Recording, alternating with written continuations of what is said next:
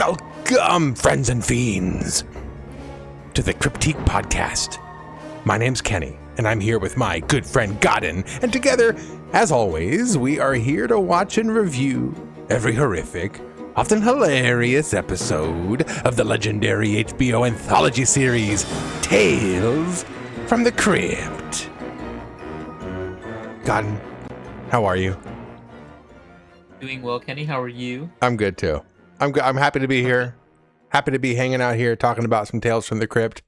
Should we just dive in, or is there anything that you want to update us with? School? How's school going, Godden? Magical, like this episode, you know.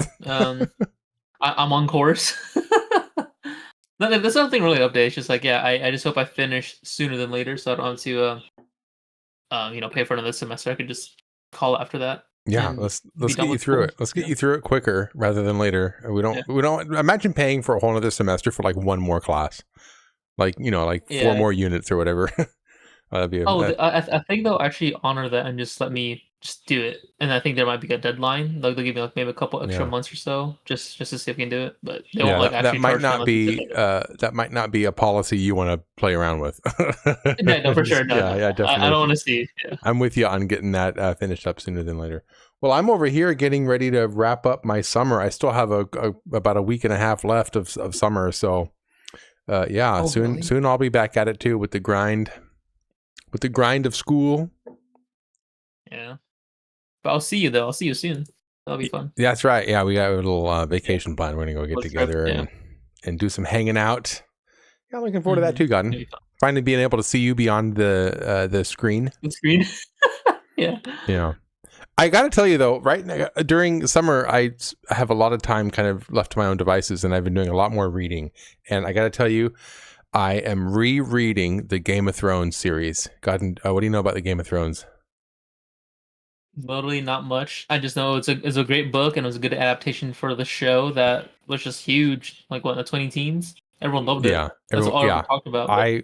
For Game of Thrones, I didn't know anything about it until the show, and it wasn't until late in the show, like season 7, season 8, somewhere in that neighborhood. Is there 8 seasons or 7? I forget. Whatever. The second to the last season is about when it started to get under my radar, and then I think it's just because like so much, attention and publicity was just swelling around it. So I dove into the show. I watched every single episode. I fell in love with it. And then the last couple of seasons, especially the last season, just absolutely fell so flat. I was so disappointed and I was so distraught. I ended up actually reading the series because it was so disturbing to me. I was like, this has to be better than this. What happened to the show? So I read the whole series. This was years ago, back when it first ended. I had read it. And I decided over the summer, I'm just going to go back and I'm going to reread at least book 1. And I'm really diving into it this time. I'm rereading it. I got the map open, so I'm really following along with their journeys and everywhere everybody's going. I've got a notebook where I'm keeping track of who's where and what's going on. So I'm really, really going through it with a fine-tooth comb this time. And I got to tell you, it's worth it. It is this series, the book, especially the book 1 is so and I forgot how much happens in the first book, by the way. So I'm surprised. I'm like, oh, this happened too? Wow. So yeah, this is, I don't know if I'll get through all the books. I would like to, but as of right now, I'm planning on getting through book 1, and I'm almost there. So yeah, I am on Game of Thrones mega mind right now. My mind is I just finished reading a chapter before we started this. Oh, that's all I can think about. That's so great. Yeah. So I'm addicted. I'm addicted to being in Westeros right now. But let's pull myself out of that for now to come and talk about some Tales from the Crypt. Let's do it, Godden. Let's go. Before we dive in, though, I got to let you all know we are not experts, Godden and I. We are just a couple of fans who want to come on here, have a place to come once a week and just talk about a show that we both really love. And we invite you to join us. Either just listen and hear our thoughts and just that's that, or you can join us in the comments and let us know what you think. We'd love to see you down there. We got lots of friendly people in the comments. I know I say it every week, but I mean it. We have lots of great, friendly people down there who are more than willing to read and respond to your thoughts. If you have any alternate endings or things you didn't understand about the episode or things you really loved about the episode, just drop it in the comments below and start a conversation with some great people down there. Also, spoiler warning, we are going to go into great detail on this episode. So if there's any inkling in you where you're like, oh, I'm not quite sure, just back out. Go watch the episode, probably on Shudder. I think it's on Tubi. Is this show on Tubi now? Mm-hmm. Yeah, it is on Tubi. I think they're on their second season or really? Second or third season. I'm going to open it up Tubi right now. I'm going to go to tubi.com and I'm actually going to see if I can find Tales from the Crypt. Let's pull it up over here. It's not on the first couple of pages. You figure it would be on there if it was new. They would put something on the first couple of pages. Let me scroll back to the top and actually type in Tales from the Crypt. There it is. Yeah, you're right. Look at that. It's right there. Oh, it's season 1, season 2, all the seasons, Godden. All the way up to season 7. Yeah. Oh, look at that. Look at that. So if you are unsure about this show being spoiled, go on Tubi, check it out. Watch yourself some episodes. It's going to come with ads on Tubi, but if you manage to get to Shudder, it's there for free or not free, but it's there with no ads. Anyway, there you go. There's plenty of ways to enjoy Tales from the Crypt. Well, we are on episode 5, season 5, episode 8, Well Cooked Hams. It aired November 3rd? Yeah, November 3rd, 1993. And it comes to us from the comic Tales from the Crypt. This one stars Billy Zane, Godden. Yeah, Billy Zane and Martin Sheen. Yeah, Martin Sheen too, but Billy Zane is beloved in the Tales from the Crypt community, at least by me. He's in I was almost going to say Bordello of Blood. No, he's in Demon Knight. He's the Night King in that one. Oh, can't wait. Can't wait till we get there. He's great in that one. Oh, he's so good. One of my favorite Billy Zane movies is probably Demon Knight. Actually, is pretty good, but I always think of him as being that asshole from Titanic. You watch Titanic, right? Yeah. Yeah, it's been a while, but yeah, I do remember that. Yeah. Don't you get it? There's not enough lifeboats, not enough by half. Half the people on this ship are going to die. Not the better half, Billy Zane says. Oh, I love that. He's good in that one. He's in a lot of movies, yeah. Oh, he's good, yeah. Hey, I heard rumors that Billy Zane is bald. Is that true? I mean, the pictures I've seen, when I last looked him up, he was bald. So yeah, is he bald? Let me see. He wears like a beret now, like one of those like mafia hats. So yeah, and I think he's been bald for a long time. I think he shaved his head. Yeah, it's been a moment. Yeah. The reason I say that is because at the end of this particular episode, remember the acid falls on top of his head, and you can see like his skull coming out of his head. Yeah. I wonder if that was made easier because of the fact that he didn't have any hair. Or it was just easy to apply that makeup. That's what caused it. What's that? Maybe it caused it. It caused his baldness. No, maybe it caused his baldness. Damn it, they used real acid. Anyway. Yeah, so that's Billy Zane, but also, like you said, Martin Sheen is in this episode. Not once, not twice, but 3 times, just like we had with the salesman, Death of Some Salesman. So Martin Sheen is getting a similar treatment here to... what was that actor's name? Oh, Tim Curry. Tim Curry. He's getting the same treatment as Tim Curry in this one. So yes. There we go. Yes, he is. That's what I was trying to say. Okay, well, as we're diving into this episode, if we were way back when, Godden, in November 3rd of 1993, what might we be seeing on TV or in the movies about this time? There's actually a good amount for November. Actually, it's pretty packed with some big names. There's a nice little psychological thriller movie, Flesh and Bone, that has Dennis Quaid. If you've seen that one, funny enough, I know this is the bottom of your list, but RoboCop 3 comes out the same week. No way. A couple days. Oh yeah, God, so... I would have been pumped. I would have been pumped for RoboCop. I think I remember this era. I see. That's why I'm glad you do this. I think I remember getting comics at this time, and on the backs of some of my comics were actually like full page prints of ads for RoboCop 3. So I think I do remember this era. I remember being super pumped for RoboCop 3. I loved RoboCop back then. But yeah, RoboCop 3 is the bottom of my list. RoboCop 3. That movie's horrible. And then for there's other names as well, but another big name for November would be Addams Family Values. So that would be something people would be anticipating for had they went back in time, knowing about it. Yeah. So I haven't watched the Addams Family movies much, but I think I do remember liking the second one better. I think. I don't remember which one was which for me, because I do remember watching them back then, but I enjoyed the Addams Family. So it's fun. What about Jurassic Park? Is that still at number 1, or is that finally tapered off? That's still number 1. Okay. I think it's number 1 until Jurassic Park 2 comes out, and that's our number 1. So yeah. It's going to be a while. It's going to be a while. All right. Well, so let's dive into the episode. Let me go ahead and read us a synopsis on the back of the DVD box set, which I have over there. I'll be right back. Inked in blood. I never just leave it on my desk. It's always like off on the table on the side. I never think about getting it until then. So let me dust off this old tome made of human flesh with writing inked in human blood for the episode about hams. Well-cooked hams. Where is that? There it is. Well-cooked hams. Okay. One magician murders another to steal his box of death trick, but the disappearing act doesn't end there. That's not bad. That's a pretty good one, actually. I like that they put in the disappearing act, because it is kind of a disappearing act. All right. Well, that's a bit short for my taste. So I doctored one up here a little longer. Miles is an awful magician who just doesn't have what it takes to make it as an illusionist. Willing to do anything to succeed, he resorts to murdering rival magicians to steal their acts. In the end, Miles should have spent his time practicing and improving his own talents, because as fate would have it, he becomes the butt of someone else's well-cooked ham of a plan. I did my best to work in well-cooked hams in this one, because I don't see how this is remotely has anything to do with the title.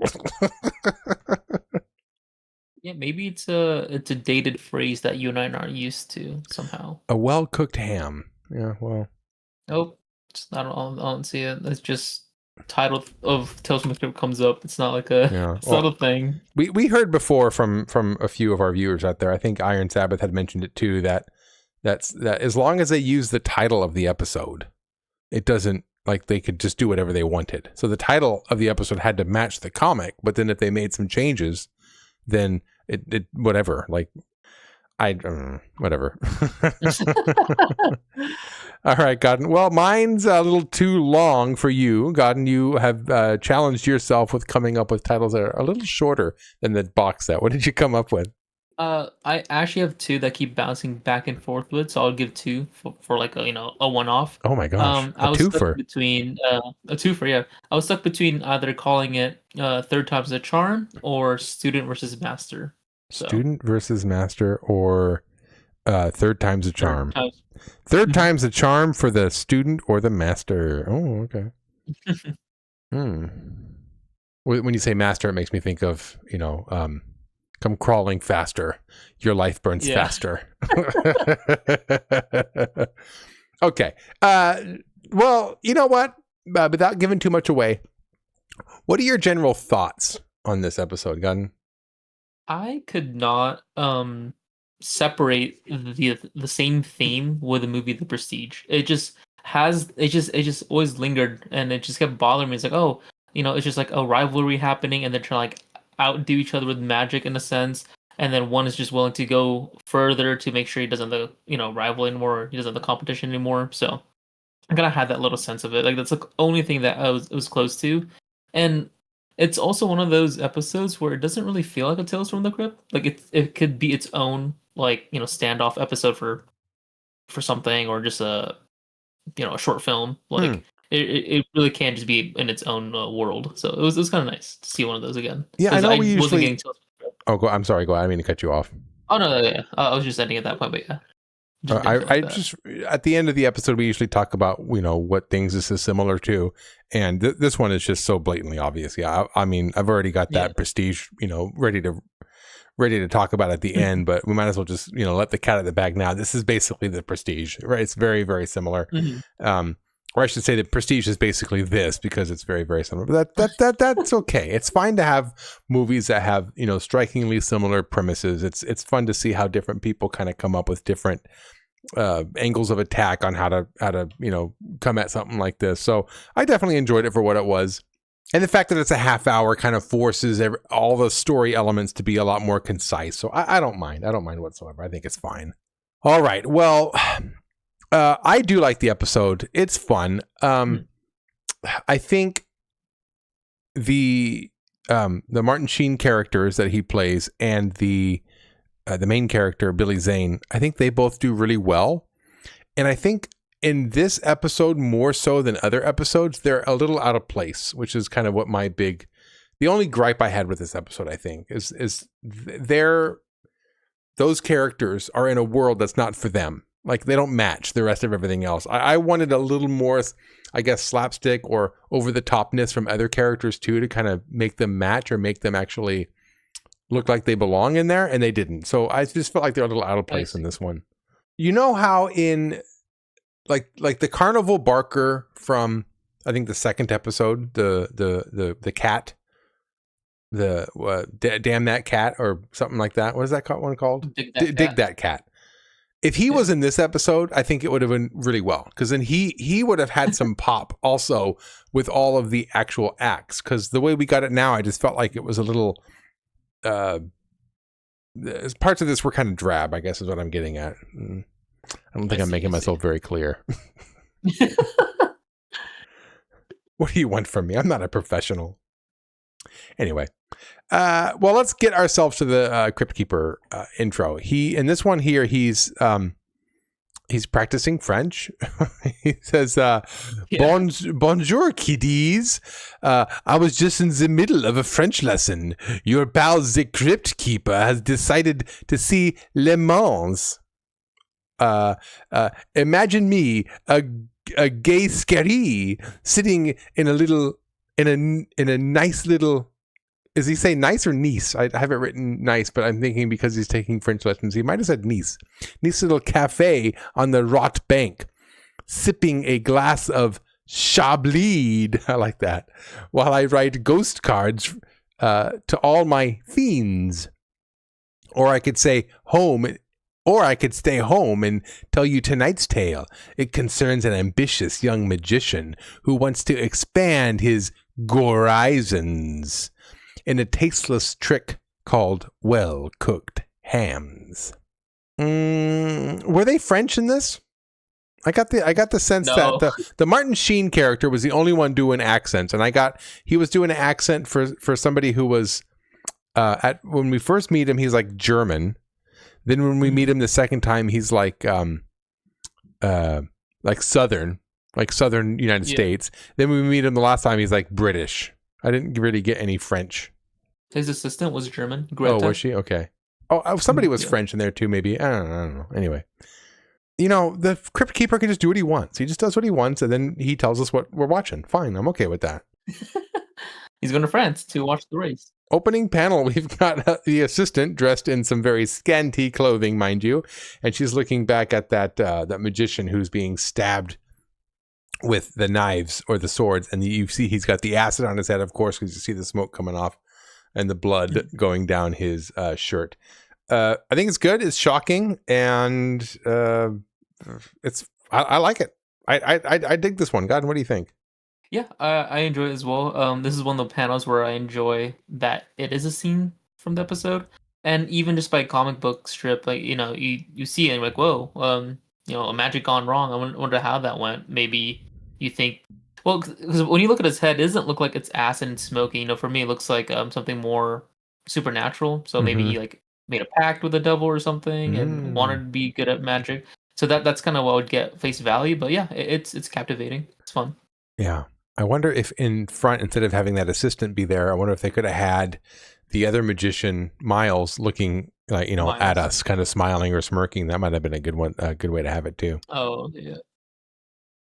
That would be fun. The opening is a magic act. It's Miles. This is the Billy Zane character. He's doing some magic, and he's fumbling through his act.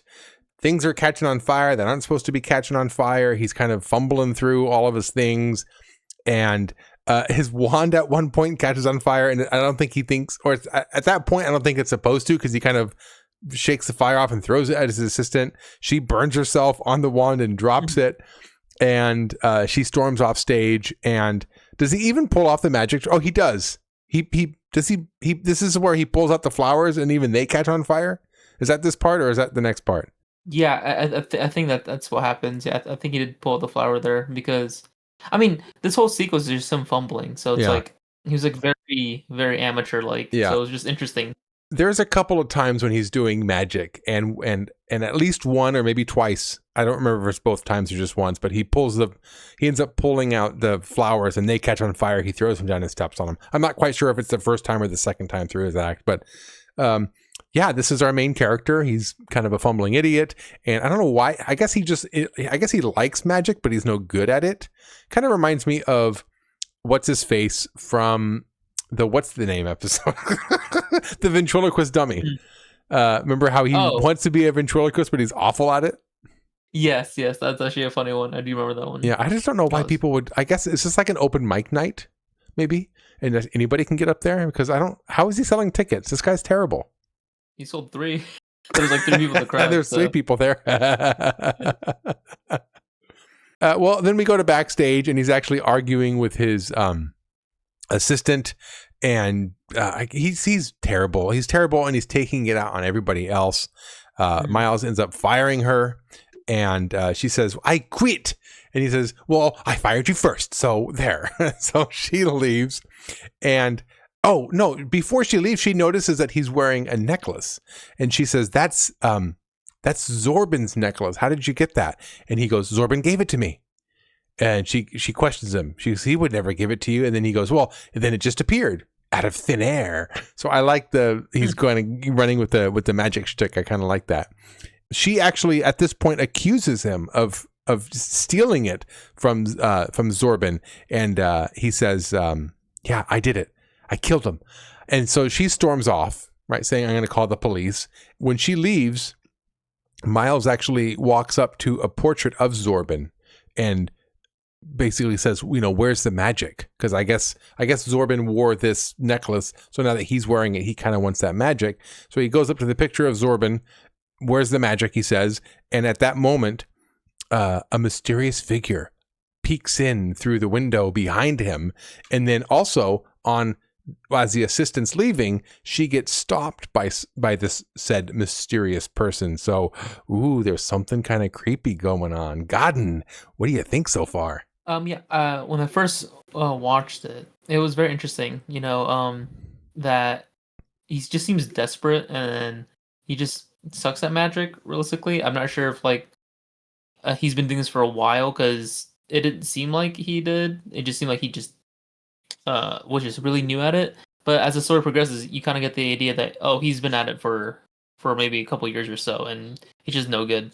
But I felt bad for the assistant. She didn't really deserve that kind of treatment too, because it's his fault for the show to kind of fumble. Like, it's not on her. Like, she did her part. But it's interesting that there's also that subplot where, did he kill Zorbin, or did he not kill Zorbin, or did he just steal the necklace? Like, I'm glad a lot of the questions here were kind of unanswered. Were fully answered towards the end of this episode. So there was no loose ends, thankfully. When you first go through this, but yeah, when we meet Kragen, and he has that like creepy look on his face. I was like, oh, I wonder who is he? What he's gonna do? So yeah, it's a good setup so far. It's very mysterious, and I was kind of captivated with like what's gonna happen next. I like the magic aspect of this episode. So this next scene is where we meet this Franz Kragen. Miles is giving another performance, and it's awful. And I think this is where he burns those flowers, to be honest. I don't remember exactly, but at some point he burns the flowers. I don't know why I'm dwelling on him burning flowers. He has another dismal act, and the camera kind of pans over to the audience. There's a few people in the audience, but in the very back, there is this mysterious figure who's also watching. So backstage, Miles is actually yelling at his assistants, telling him basically, next time do better. And I love his assistants respond, we'll do better if you will. Like they just turn it right back on him. I like that point. So they leave and enter Kragen. So this is that man that you see on the front panel. He's like that squat old man. He's German and he's got that thick German accent. And I love the little characteristics that Martin Sheen gives this character. He's always calling Miles, my darling, my darling, my darling. I love it. I just love the way he's doing great. I love this. So he invites Miles to come watch his act. He says, come watch my acts. My darling boy, come watch my act. And he gives him a little pamphlet. And then on his way out, he shoots a little fire poof, out of his finger and it leaves him with a brochure. And the brochure, as I say brochure, it's not a brochure. It's a like a little, what do you call it? Like an advertisement of some sort. I don't know what to say. A pamphlet? Or pamphlet, yeah. Something. Anyway, some sort of ad saying, he says, this says, now appearing at the Ellingham Theater, 1 week only, Kragen, featuring The Box of Death. So this is our introduction of Kragen, and shortly after, we'll be joining Miles to go watch Kragen. What do you think of our introduction of Kragen? I like Kragen off the bat. I do just like, I agree with what you meant with Martin Sheen's little characteristics he gave to this, to Kragen. Because it is just fun, like just the small lines where you would say "my darling" to him. I think the thick German accent's also just fun too. Honestly, I like when characters have thick German accents, just like a stereotypical one. It's either they're from the mountains or they're from the city. There's nothing in between. It's one or the other when they do the accents.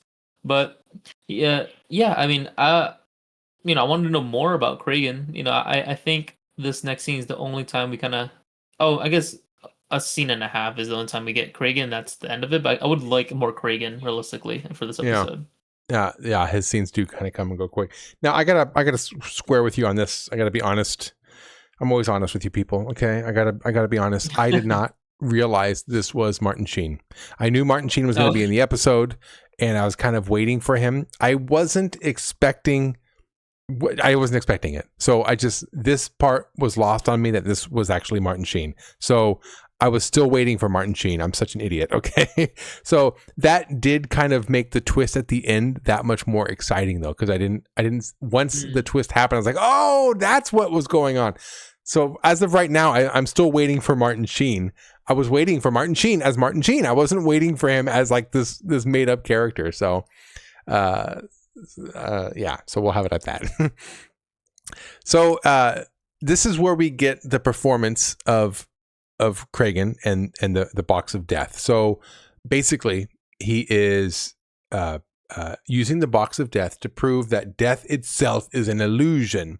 So you got this box set up. It's like a coffin, right? And you got these giant swords that are going to whap down into the actual coffin to stab whoever's inside. But also some sulfuric acid will also drop down into the box. So he's setting this all up. And this is what I mean when I say I wish we had that Carnival Barker or somebody else in the episode to kind of liven things up. Because this scene, to be honest with you, even though it was a big setup and a big reveal of what the performance of the box of death would look like, this scene is kind of boring to me. Just kind of watching him hobble around on stage, because he had kind of a dead leg also. Watching him kind of hobble around on stage and kind of get things set up. Even with his funny accent, I just felt like this scene was kind of dragging a bit. And I just wish that somebody else was there to really ham it up and to kind of, just basically set everything up. That's what I wanted. So anyway, he goes through the act, the swords come down, and he goes, oh, somebody help me. Somebody help me. It makes you think that the act went wrong. They open up the doors. He's stabbed inside. He falls down only to get back up and assure everybody that he's perfectly okay, and letting us all know that death is only an illusion. Remember that. Death is an illusion. That's kind of the theme of this episode. Everybody is very happy. They're applauding, and even Miles watching is saying, bravo, bravo. So yeah, a great act. Godden, what do you think of this act? I was hooked, to see how his act went down because he was really selling it to Miles. He's like, no, you should come see this. I strongly suggest you should watch this. And I thought it was really neat.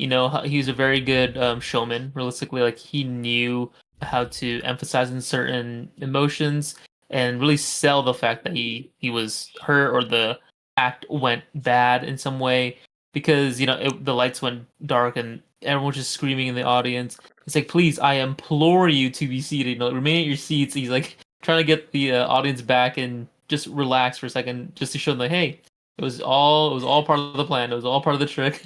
So it was nice to see that because sometimes you see like these magic acts and they're simple, but when they really double down on the people's emotions, I think that's so great. Like I know it's all a show, but when there are live acts and they do that, it's more authentic. It feels more authentic in that way. Mm-hmm. So I even bought. I'm like, oh wow, I thought something bad happened. Maybe Miles did something or something with the necklace. I started thinking like something tinkered with the act, but it was all done on purpose. So yeah, because I was trying to think where's the story going that is Tales from the Crypt because part of me was kind of separated, whether it's Tales from the Crypt or not.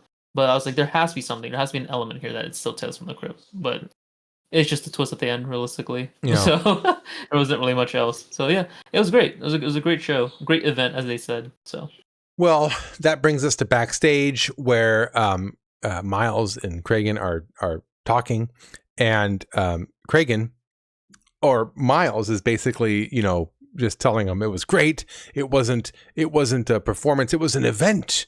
You had the audience in the palm of your hand, and he's basically just really, really letting him know how much he enjoyed the show. And Kragen, while peeling an apple with a knife, is saying, "I'm glad you enjoyed the show, my darling boy." And Miles basically begs him to, let him know how he performed the show. So Kragen kind of gives him the whole spiel. He says in his fantastic German accent, basically what's going on is he goes into a giant sack. Okay. And while he's in the sack, that's where all of his red paint is. So while he's in the sack, he actually paints parts of his clothes red. So it looks like blood. Okay. He gets out of the sack. He pushes the wall back behind him on the thing to give him some space. So when the swords come in, whack, he's behind it, plenty safe. But at the same time, that acid drops down and goes on top of the blades.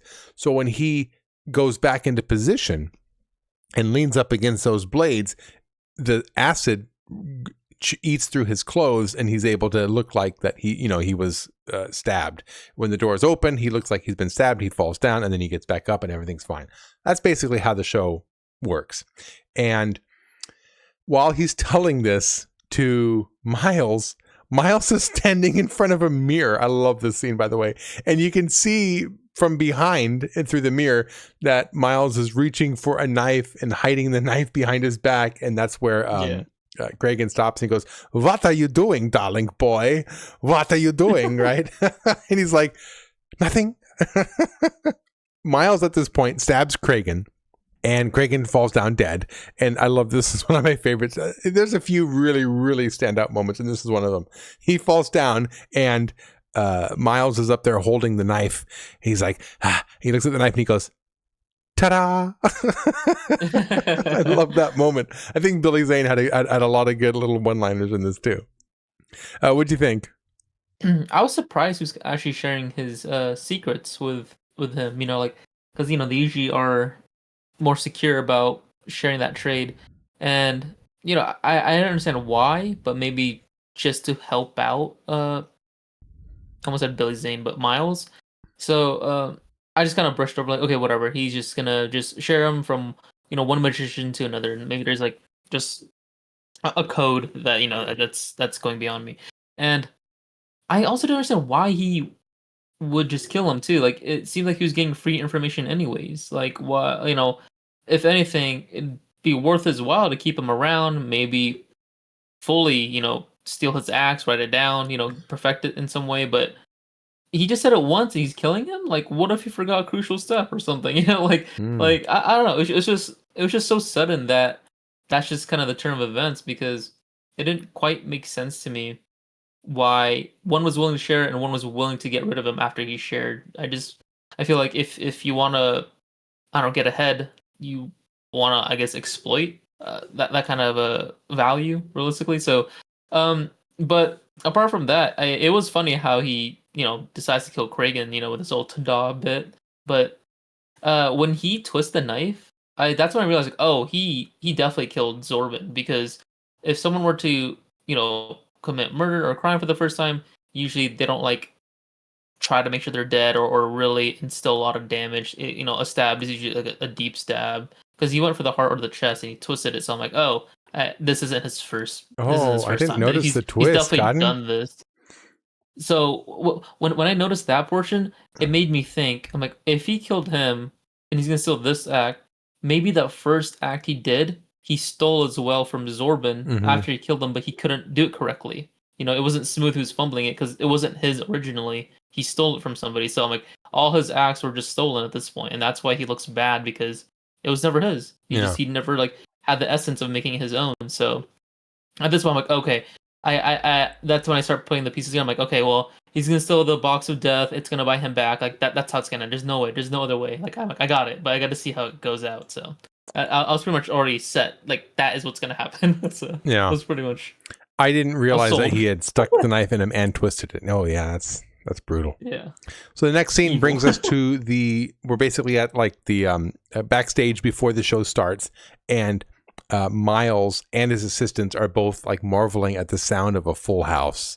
Like, oh wow, everybody's out there, it's a full house, all sold out there. And this is another one of those Billy Zane great moments. He goes, yeah, when I was dying on stage, no one was interested. Now that I'm dying on stage. And at that moment, we get another character introduced. They come in, and this is Thomas Miller is his name. And this is a large bearded man, and he's trying to basically sell Miles on actually recording it using a video camera, or like he calls it, what does he call it?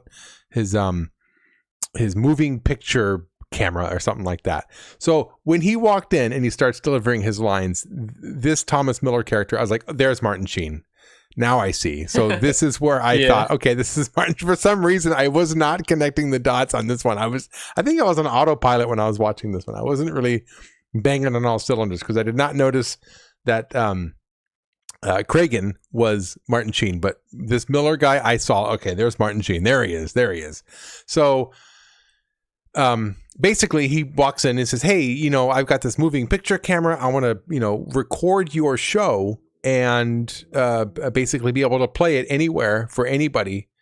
And Miles is really skeptical. I don't know about this. I don't want to do this. And he even says, what exactly, what do I have to do? And he goes, you just do your normal performance. Let me capture it. And then you sit back and let the money roll in. And this is another great Miles line. He's sitting there and he's like, well, I could do that. I love that moment. That's such a great delivery on that line. What do you think of Thomas Miller, the cameraman? Yeah, I immediately knew it was Kragan. It was Martin Sheen again. I'm like, oh, it's so obvious. Maybe you didn't notice it was Martin Sheen when he was Kragan because of the glasses and the beard. But we know with Miller, he doesn't really have that many things blocking his face. Mm-hmm. And it sounds more like Martin Sheen. The Thomas Miller character is fair. More closer to his actual voice. It just has an accent. So if I had realized that Kragan and Martin were, or Kragan and Miller were both Martin, I would have, at this point, I would have started putting it together. Oh, okay, I kind of see what's going on here. He's coming back to get him. But the fact that I did not put the two and two together, I was still thinking like, where's this going to go? What's going to happen? Like, I didn't realize that Miller was going to turn out to be, anyway, I just, that was my own error in following along. I do think it's funny that when a new person, well, I know it's the same person, but when a new person comes to Miles' life, they just burst through his studio. Like, oh my god, I've heard about you. Let me do this for you. It's like no one's like trying to get his attention. They just immediately go into his like personal space. So it was kind of great that he's already in his room with like the camera, and he's like trying to sell him on it. And I do enjoy that Miles says, well, I'm not interested in toys. Well, it's not a toy. It's not a toy. It's gonna make you money. It's meant to capture you, so you don't have to perform every day. In all these countries, you can do it like multiple times a day. So, yeah, I honestly didn't know at this point because I'm like, oh, is there something with the camera specifically now? Like, is there some magic behind this now? But I was still leaning towards the box of death, like, malfunction. So at that point, I was like just a little bit stuck between the two. So I was interested how Miller really ties this all up. Mm-hmm. So that brings us to the final show. Miles goes through his opening, basically explaining what the box of death is and how it's all going to work. And there is a moment when, just before he goes into the box, he points at the candle to light the candle, and he has to do it a couple of times in order for it to work. So that one, because there was one trick that Kragen did in his act, was he just pointed at the candle, it lit. Oh, because the candle is going to burn the rope, and the rope is going to snap, and then the swords come down.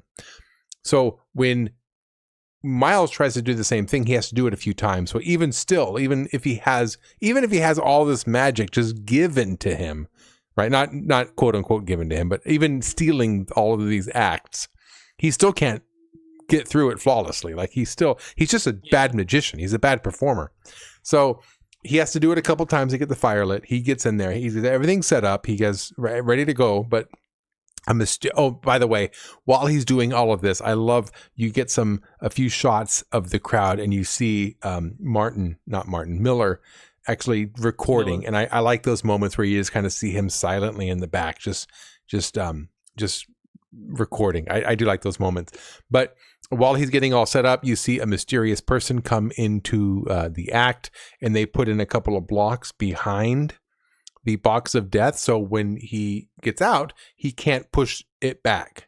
He starts to freak out. The rope snaps. Down comes the cow. Down comes the knives. And I like this shot we get here. It's overhead, and you actually see the blades come in through the sides, and you see him pinch him right from the sides. I do like that shot. It looks really good. Miles starts freaking out, demanding that the door be opened. They open up the door. He's stabbed. He comes out, he falls down, the acid's on his head, so it's, you see bits and pieces of his scalp and maybe even some of his brains. And while he's down there dying, Miller comes up and reveals that he is also Kragen, and then Kragen reveals that he is also Zorban. So Miller, Kragen, and Zorban are all the same person. Death is an illusion, and the crowd goes wild. Godden, what do you think of the ending? I thought it was really funny because before he starts the show, you see Greta kind of sneak into the back room of it and then sabotage the box of death by putting like bricks or something. So because the way it worked, right, is like he's able to there's like a opening panel or a secret passage where you can go back so the swords come in. And so at first I'm like, what is that? I'm like, oh, I didn't tie it in until he was in the box and it was kind of happening. I'm like, oh, it blocks the door. Like, duh. Like, I should have picked up on that. But I thought it was really fun when Miller did the whole transformation all the way to Zorban, because he's just spinning in a circle. How funny do you like just see that? As a crowd member, you're just seeing them just spin a circle 3 times to become Zorban, just to get the aha in his I guess student. Because he showcases that he was Miles was Zorban's student at one point, and then that he messed up twice by not killing him correctly and double checking that he was dead before stealing his act and moving on. And I also couldn't help but notice when Miles was performing this trick and he actually was screaming for help and he ends up getting hurt, everyone was calm about it, because I think when they saw Kragen's act, they're like, oh, it's just part of the act, it's just part of the act. So they were more so that it's just part of it, while he's actually just dying. So I thought it was really neat, because it was Kragen for a week, right? So I assume that same people want to see how Miles would have performed the box of death, and they thought, they got it down. So yeah, it's just funny that no one's flipping out, because even the assistants were like, being like very like pretty and just like ta-da, and he's like, no, call the ambulance, get the doctors, and like, oh, he's actually hurt. So yeah, I noticed that funny too. How everything was kind of coming. Yeah, I noticed the crowd was a lot more, like expecting him to be hurt almost. Yeah. Yeah, when Miller started spinning and then turned into Kragan, that's where everything unlocked inside of. Oh, it's all. Okay. It's. I get it. Like it's all this. I don't know how I missed it the first time through, but once he spun and turned into Kragan, at that point, it's like yes, and he's also Zorban. I get it. And then he spun around again, and it was the first guy. So just that one little roadblock in my brain just didn't allow me to see the twist coming, and it really surprised me. I enjoyed it. It was a lot of fun.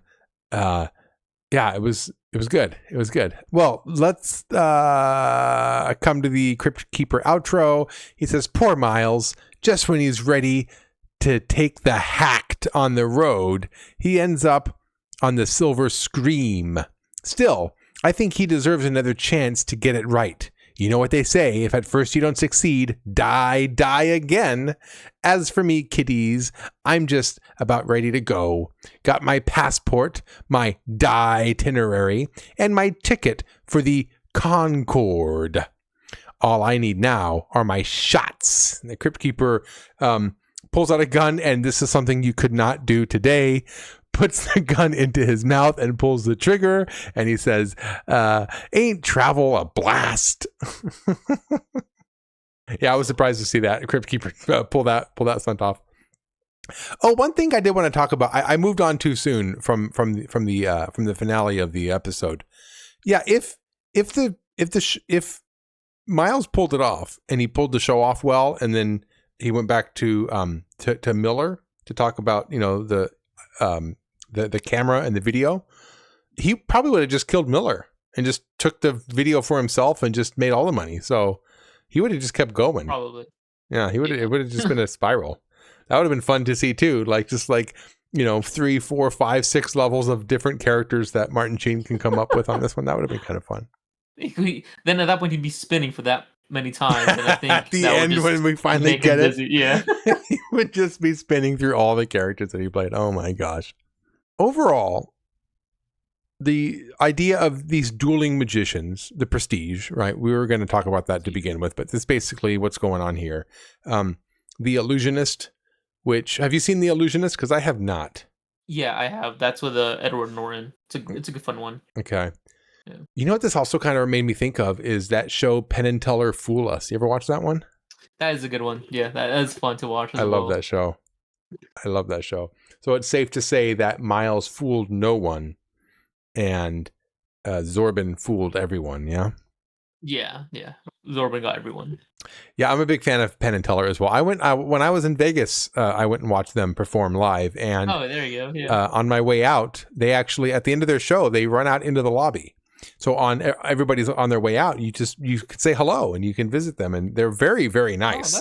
They're very nice people. They were there for a long time because a lot of people were talking with them for a while before I even got up to be able to shake their hand and take my picture with them.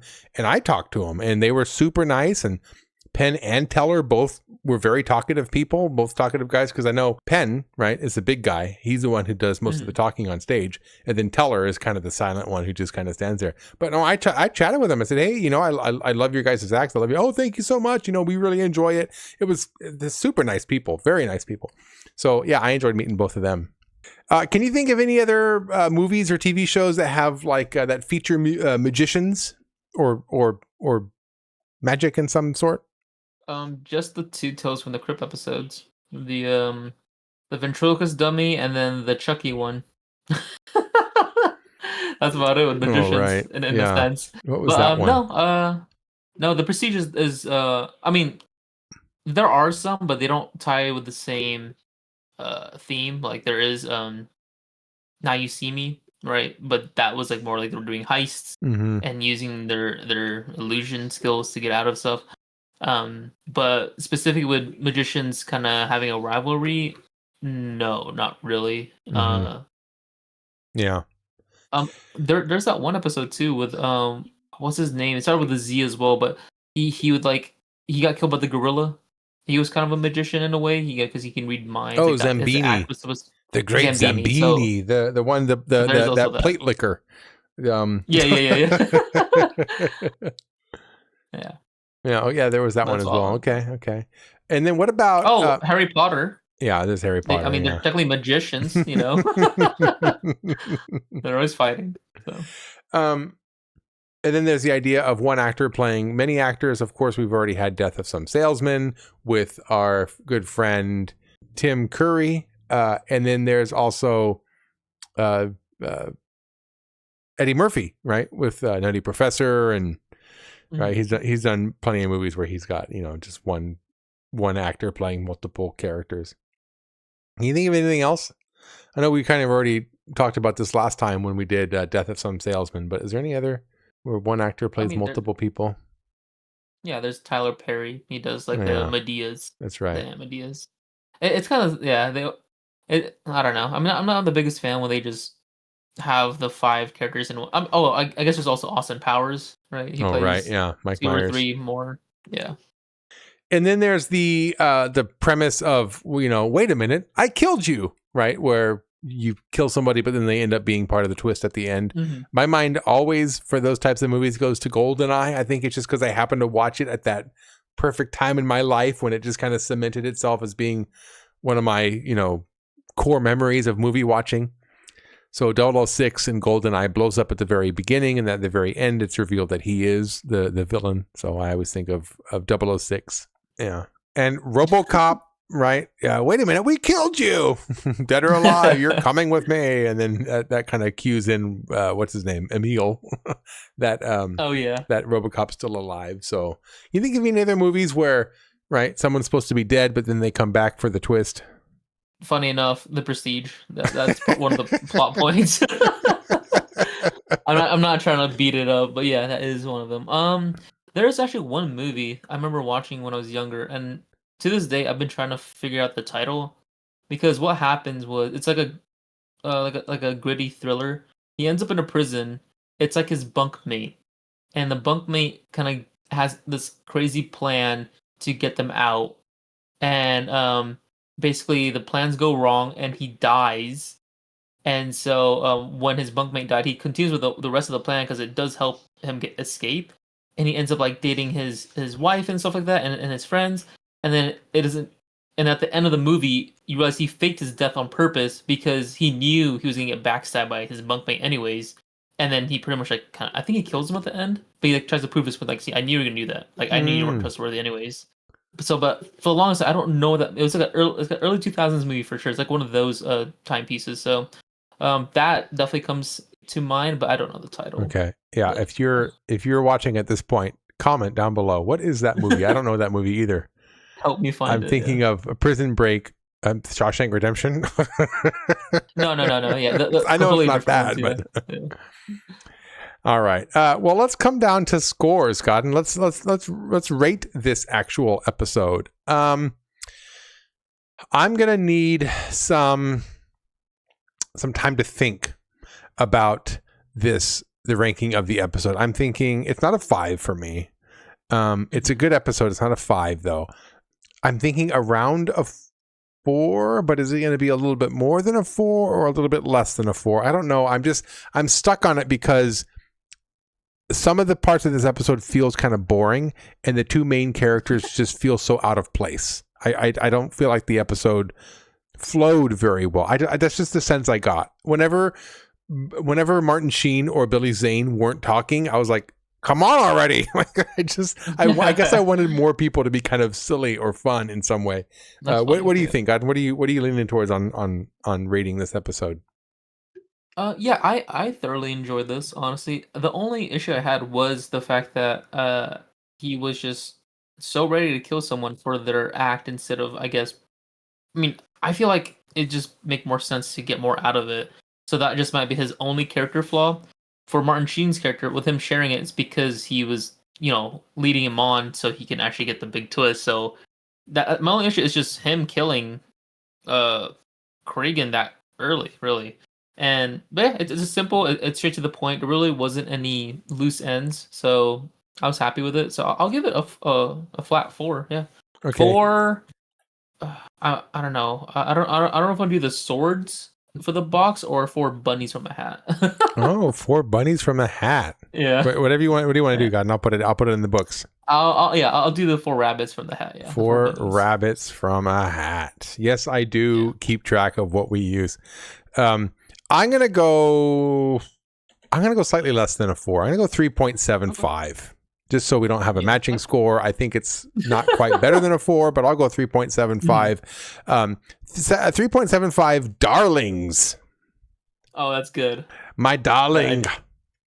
And regarding this episode, Well Cooked Hams, we did hear from somebody on our speak pipe. Iron Sabbath came through talking about this episode. Let's see what he has to say. Godden, let me go ahead and hit play on this speak pipe. What else can you say about Well Cooked Hams except it is magic? A lot of people, when they review season 5, don't really like this one. But I mean, I think it's great. It's got a really fun premise. Old school magicians kind of battling against each other. You got Billy Zane from Tales from the Crypt Demon Knight. He's an absolute legend in the Tales from the Crypt community. Yes, he is. You got Martin Sheen, the legendary Martin Sheen, pulling kind of like a Tim Curry in this episode, playing like 3 different roles, even though he's only playing like 2 of them towards the end. He's mostly playing just one. But what a great episode, you know, and Billy Zane's so good in this. He's hamming it up in the best ways. Mm-hmm. And Martin Sheen's a fantastic actor. I love it. I know a lot of people don't, but I think it's a really strong episode. I'm going to give it 4 out of 5 magic tricks. 4 magic tricks from Iron Sabbath. Thanks, Iron. Is that true? Some people don't like this episode. I didn't think that this episode would be very divisive. It's good. It's a good episode. I don't know. It wasn't perfect, but you don't need to be a perfect episode to be a good episode. I don't mind. That's fair. Yeah, you don't have to be perfect to be good. Yeah, I agree with that. Well, thank you, Iron, for coming through. And if you want to leave a voicemail that we can actually play on the episode of, then just I'll say this again, but the next episode we'll be recording is going to be Came the Dawn. So this episode will air, and then the next episode we're going to be recording from there is Came the Dawn. So right now, if you're watching this, live, you can actually leave us a voicemail for Came the Dawn, and we can play it on that actual episode. The last episode to air today, as we're recording this, was 2 for the Show. So we got some comments from that. TheJimiRyan came through. 2 for the Show, by the way, that was the one where that guy kills his wife. That officer is onto him, so they take a train together, and then he kind of, they go back and forth. He switches the tags on the luggage, and then it turns out that the officer also killed his wife. So that was that episode. JimiRyan came through, says, I love this episode. The dialogue is the best. The acting and pacing is fantastic. The tension begins and never lets up from the moment Andy puts his hands around Emma's neck. I also initially thought Fine was having the affair with Emma. They had an amazing twist I never saw coming. Some of the plot holes are forgivable or explainable. My explanation is, after finding his own wife's class ring on the floor and the blood in the bedroom, Fine knew Andy killed Emma. Knowing Andy mentioned her going to Chicago, he at least could have surmised Andy would be going on the train to escape. At that point, he killed his own wife, put her in a similar trunk, and then went on the train. I agree. I think once he found that ring on the floor, that's the point when he realized, that's where he put everything together. I absolutely agree with that. He gives the episode 5 schmucks. You're a schmuck. Everybody knows you're a schmuck. Yakin with Jack comes through to leave us a comment on 2 for the Show. They say the carrier trunk on the train would have been connected with DNA because DNA detection came out around 1986. Knowing that because I watch a lot of Dateline. Thanks, Yakin with Jack. That's fair. Yeah. She goes on to say, Godden, the way Andy cuts his steak annoyed me too. Do you remember that? I'm glad. Yeah, I want to get rid of that memory. I don't want to remember it. Yeah. She also comes through and says, Kenny, as always, I love your Tales from the Crypt hat. Well, thank you. Thank you very much. Remember when we were first doing this podcast, like every season I would find like a new piece of garb. Remember I found this hat and I put the patch on. Yeah, you put the patch. And then the following season, I found the little the jacket here that I put a bunch of patches on. So yeah, I've been adding to my collection as we go through the episodes. I appreciate you noticing that, Yakin with Jack. Thank you. We also had a comment from Horrorhead Reaction saying, "I love how in depth these videos go. You analyze the fine details that we sometimes can overlook. Great channel, by the way." Hey, thanks, Horrorhead. I appreciate that. Yeah, I always say this is like an amateur channel. We're not professionals. We're just going through and just blabbling on about these episodes. Mm-hmm. But there is something to be said about going through scene by scene and just sharing our thoughts on it. If you actually spend time to discuss and say, well, what did you think? Well, what did you think about each scene individually? You can unpack a lot more out of an episode just from watching it. So I do appreciate having somebody, Godden, I'm talking to you, having somebody who I can get together with on the weekly and just, talk about something in depth like this. So even though we aren't doing anything, I'm not doing much legwork. Either of us are doing much honest work other than just talking about it. But in doing so, you can get so much more out of it. So it's a worthwhile endeavor. I'm enjoying what we're doing, and I appreciate you, Horrorhead, for reaching out and letting us know that you're getting some value out of it too. So thank you very much. Horrorhead Reactions, by the way, has their own YouTube channel. I'll make sure to link them in the description below if you want to go check out their channel. So Horrorhead, hey, I appreciate that. Thank you very much. And we also have a first-time commenter coming through. Jason Bush comes through, says, "I loved watching Tales from the Crypt. Now, watching this podcast is making me go back and watch all the episodes again. So thank you for that." Hey, we appreciate that. That's so great that you could enjoy our podcast, and then also it helps you to go back and enjoy Tales from the Crypt all over again. So definitely appreciate that. Thank you so much.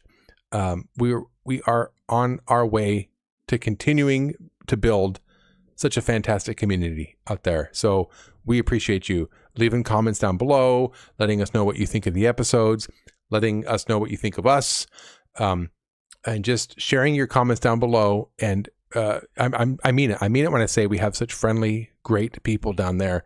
You should never be worried or embarrassed about what you think and leaving it in the comments down below, because you'll find that there's some very friendly people down there. So yeah, feel free to share your thoughts or what have you. Also, feel free to leave some voicemails. We got another voicemail, Godden. Oh, nice. So like I said, the last episode to air from us recording this was 2 for the Show. We have one more comment from 2 for the Show from dun dun dun Iron Sabbath comes through. So let's hear what Iron Sabbath has to say about 2 for the Show. 2 for the Show, another certified season 5 classic. What else can you say about this one? It's got tension. It's got a great twist ending that you don't see coming, that takes you completely by surprise. Yeah, it sure does. It's by far the most Hitchcockian episode of Tales from the Crypt, and it's another classic one.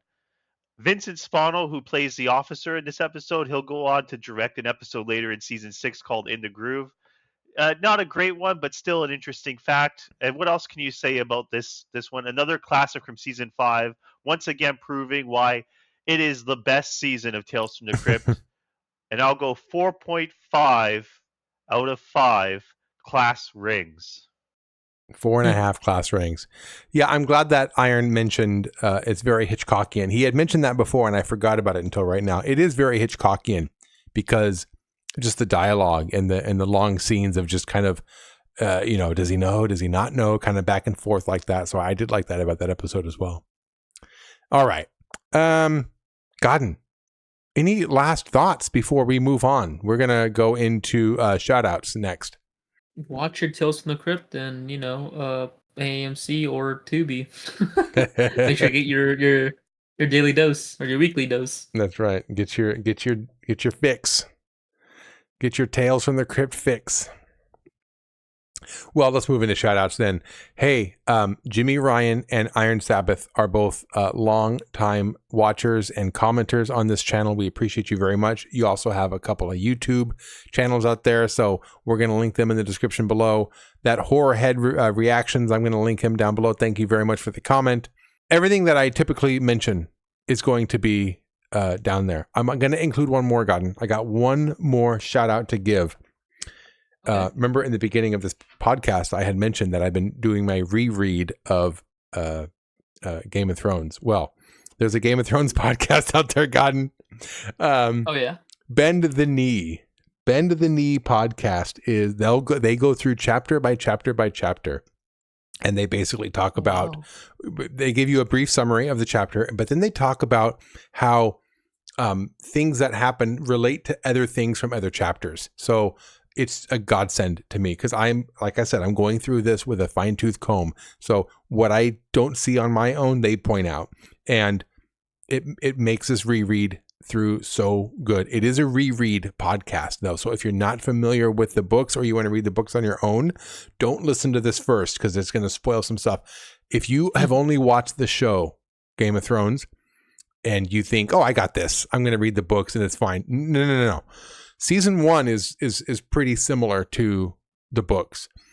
But as you go on, there's some significant changes and there's some tremendous spoilers that you could potentially, accidentally get into if you decide to read the book. So be careful. Be careful. I am going to include them down below. Bend the knee. But if you're, interested in a reread, so I'll link them down below. And of course, there's us, the Cryptique podcast. My name is Kenny. More of me could be found at Too Bad About Kenny.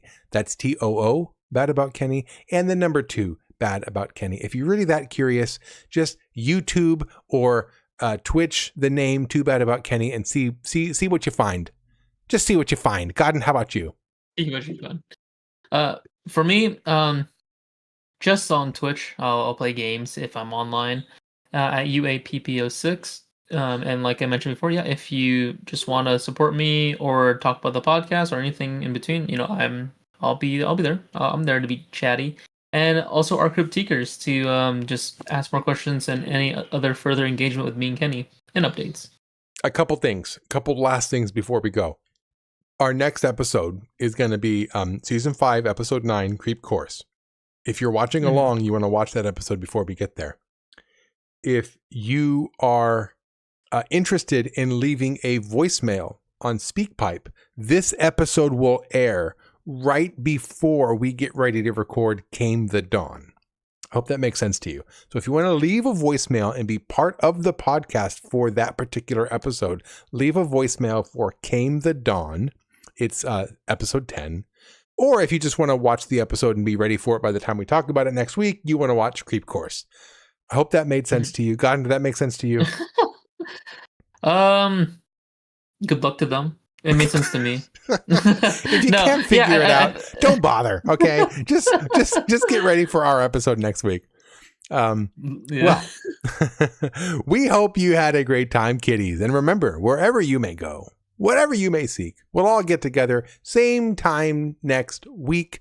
Until then, we here at the Cryptique podcast wish you all sweet nightmares. Well, how was that for a scream, Poison Ghoul?